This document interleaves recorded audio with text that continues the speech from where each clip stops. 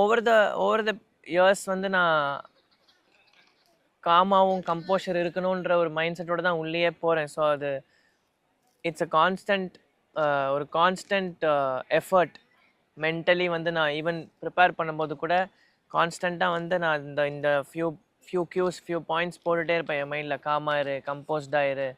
ஏன்னா கம்போஸ்டாக இருந்தால் அல்டிமேட்லி நம்ம வந்து பெஸ்ட்டாக ரியாக்ட் பண்ணி நம்ம பெஸ்ட்டை கொண்டு வர முடியுன்ற ஒரு மைண்ட். பட் கண்டிப்பாக அது வந்து ஓவர் டைம் கொஞ்சமாக ஒர்க் பண்ணி எடுத்துகிட்டு வந்தேன்.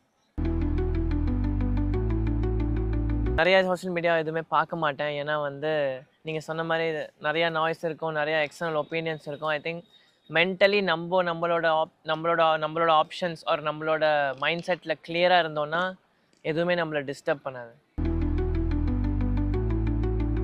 இன்ட்ரெஸ்டிங்கான ஒரு விஷயம் என்ன, எல்லா பீப்புளுக்கும் even the greatest of the கிரேட்டஸ்ட்டுக்கும் அந்த செல்ஃப் டவுட் கண்டிப்பாக இருக்கும். பட் அதை வச்சு நம்ம வந்து எப்படி அதை பாசிட்டிவாக மாற்றுறோம், எப்படி அதை எம்ப்ரேஸ் பண்ணுறோன்றது தான் சிச்சுவேஷன் இருக்குதுன்னு நான் நினைக்கிறேன்.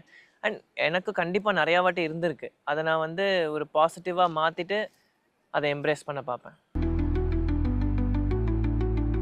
மென்டலி வந்து நிறையா டிசிஷன் மேக்கிங்காக இருக்கட்டும், எந்த சுச்சுவேஷனில் என்ன பண்ணலாம், எவ்வளோ காமராக இருக்க முடியும், எவ்வளோ கம்போஸ்டாக இருக்கலாம், ஸோ தட் நம்ம டிசிஷன் மேக்கிங் அட் த பெஸ்ட்டாக இருக்க முடியும். அதில் நிறையா ஒர்க் பண்ணியிருக்கேனே தவிர கொஞ்சம் ஒரு இன்னோவேட்டிவ் ஷார்ட்ஸ், சின்ன சீக்கி ஷார்ட்ஸ் அதெல்லாம் டெவலப் பண்ணிக்க தவிர டெக்னிக்கலாக பெரிய சேஞ்ச் எதுவும் பண்ணதில்லை.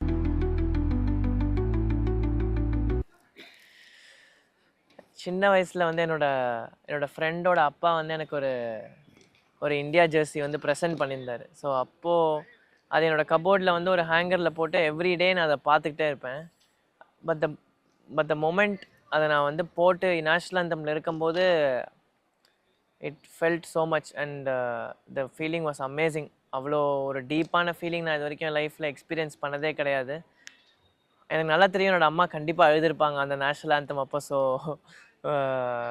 அது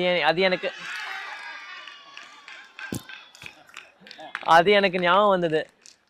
அந்த மொமெண்ட்டில் வந்து எங்கள் அம்மா தான் எனக்கு ஞாபகம் வந்தாங்க. அந்த சாக்ரிஃபைஸ், த எஃபர்ட் அவங்க அப்பா எல்லாம் போட்டது வந்து ரொம்ப அந்த மொமெண்ட்டில் பயங்கர எமோஷ்னலாக இருந்துச்சு.